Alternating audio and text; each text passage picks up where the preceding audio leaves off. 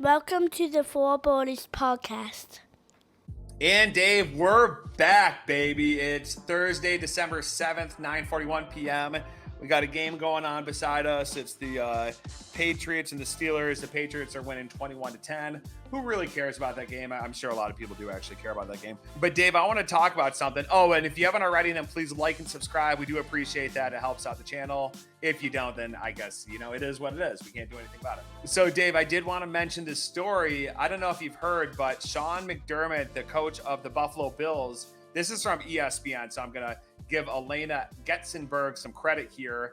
So he had to apologize for some 9/11 remarks in 2019. Any guesses? Can you guess what this story's even about? You did brief me before we got on that there was something you wanted to talk about with Sean McDermott and an apology. You told me not to do any research whatsoever, so I'm true to my word. I did not look this up at all. Just hearing it for the first time. He's apologizing about remarks that he made in 2019 about 9/11. Yeah, and I'll give you a hint. The remark he made wasn't that he wanted to join the terrorists, but close. Oh, I don't know then. I was gonna say it was gonna be something to do with the Middle East, maybe. I'm That's at a loss fine. for words. I don't know. Let me tell you what happened here. So again, Elena Getzenberg from ESPN. Buffalo Bills coach Sean McDermott said Thursday he regretted mentioning 9/11 in a 2019 training camp talk with his team and immediately apologized to his players. McDermott emphasized he made the comments, quote, to discuss the importance of communication and being on the same page with the team, unquote. He said he regretted mentioning 9/11 in my message that day, and I immediately apologized to the team. Not only was 9/11 a horrific event in our country's history, but a day I lost a good family friend. Hmm. Um, so Well, I as guess what were his words in the team meeting? He said like, "Hey, we gotta have communication. We don't want things to what? Like, what did he say?" Dave, that's a great question. I'm glad you asked me that. So at St. John Fisher College in Pittsford, New York, McDermott's morning address began innocently enough. He told the entire team they needed to come together. But then, sources on hand say he used a strange model, the terrorists of September 11th, 2001. He cited the hijackers as a group of people who were all able to get on the same page to orchestrate attacks to perfection. One by one, McDermott started asking specific players in the room questions. What tactics do you think they used to come together?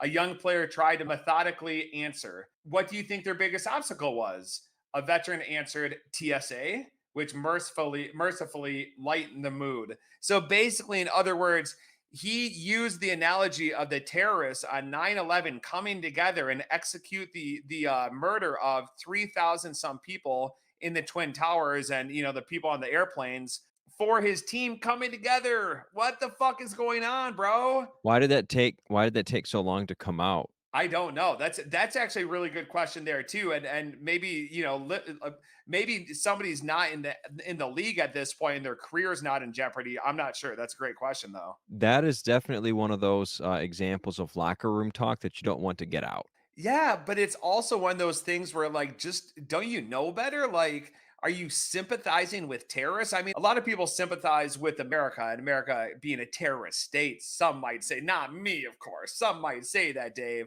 But when you're actually sympathizing with, like, publicly, known terrorists, then that's crazy talk. This is reminiscent of the Arnold Schwarzenegger moment. Like McDermott had a Schwarzenegger moment where Arnold had said that in a way, in an interview like years ago, that he could respect he respected Hitler in a way for what he put his mind to and what he was able to accomplish. And so it didn't destroy Arnold Schwarzenegger's career. This isn't going to destroy McDermott's career. I don't think people are going to really care about this at all, honestly. I think they're just going to move on and happen like 3 or 4 years ago. I don't think it's not going to follow him around too much. People are going to forget. You should see the press conference because he looks very sheepish. He looks very guilty as he's talking about this. And then he opens it up to questions from the reporters. I've got a theory that it's really how you respond to the controversy now with Trump when he was in office or when he was running for office.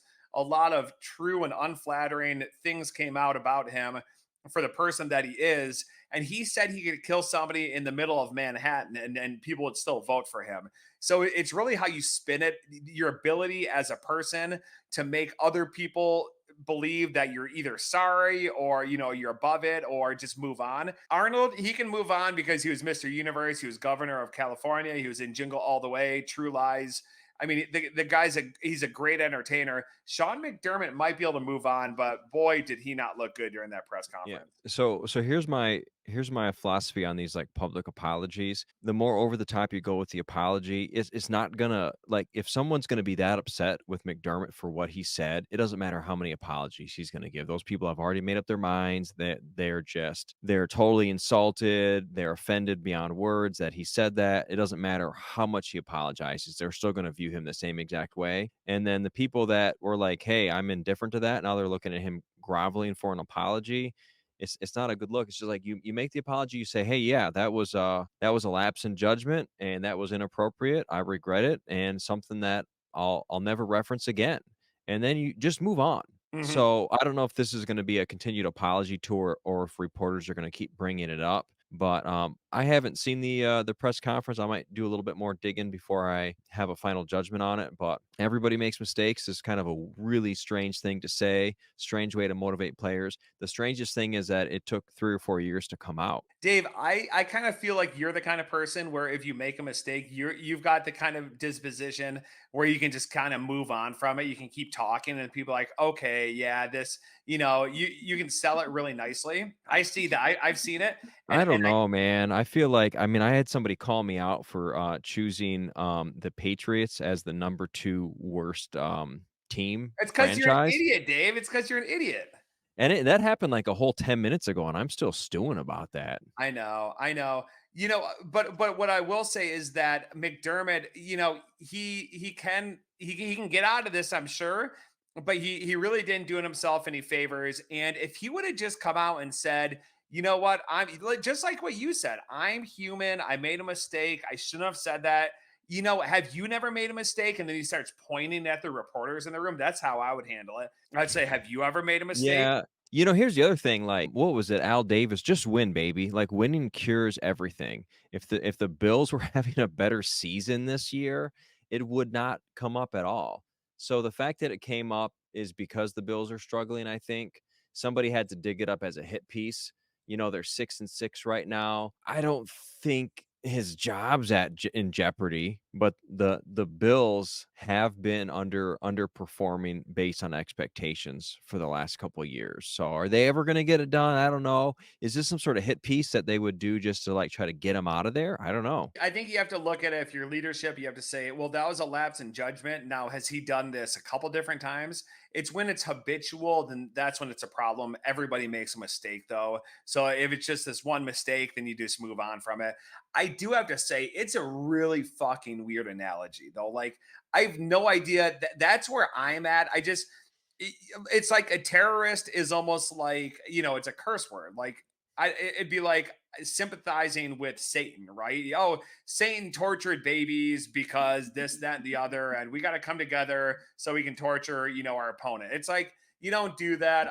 I still don't understand how he could even come to that conclusion where he thought it was a good idea. But if it's just an Us, isolated incident, then especially being the market that they're in the greater New York area, yeah, to have that analogy with so many people that are affected by that firsthand is just 100%.